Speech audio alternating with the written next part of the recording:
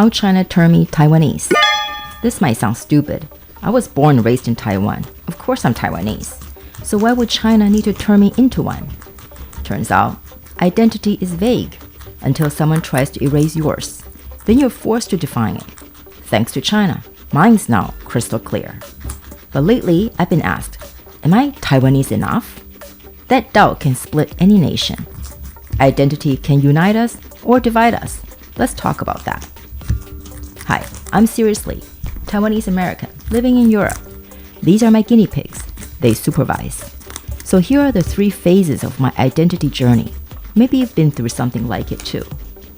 In 1970s Taiwan, when I grew up, identity meant bloodline, language, history, tradition. By that logic, only indigenous people were truly Taiwanese. The rest of us, just Chinese people living in Taiwan. That's what school taught, under martial law, run by the KMT, the nationalist party that came from China. So when I moved to the US in the 1980s, I would say, I'm Chinese from Taiwan. That made sense to me. Taiwan was and is the Republic of China, the government that overthrew the Qing dynasty and aimed to modernize China. I spoke Chinese. I loved Chinese literature. The China I liked, it was thousands of years old. Calligraphy, not communism. Poems, not propaganda. But in 1989, everything changed. Tiananmen Square. Americans around me asked, what does your family think? My father said, of course it ended like this. The Chinese Communist Party would do anything to stay in power. Human lives mean nothing to them. He knew. He escaped from the Chinese Communist Party, the CCP, at 12. That's about 6th grade. I was still scared of dodgeball. Then came 1995. China fired missiles near Taiwan, right before our first direct presidential election. I saw the pattern. They weren't treating us like family. Unless your idea of family is cursing at you, threatening your life, and denying your existence.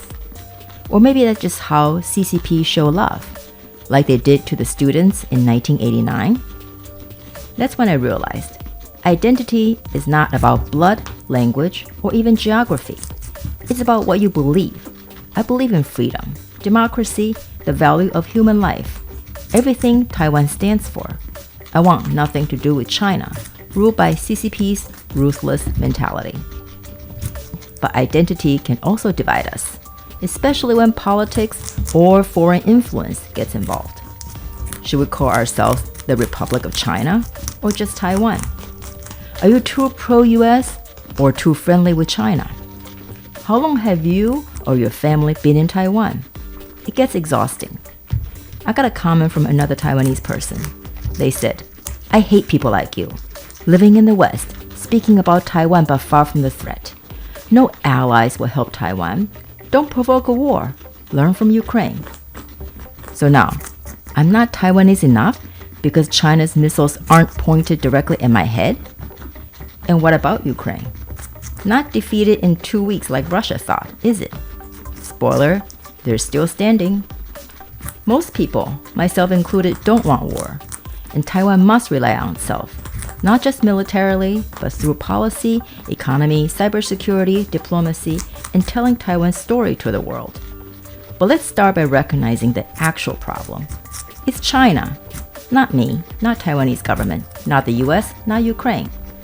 So, I've updated my framework for Taiwanese identity to make sure we mean the same thing when we say Taiwanese.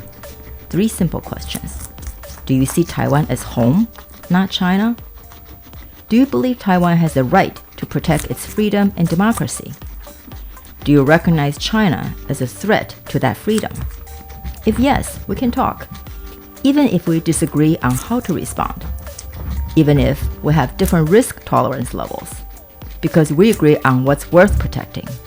But if you cannot tell the guy firing missiles and circling your house with warplanes is the bad guy, then we're definitely not watching the same movie. Please subscribe and check out our other videos.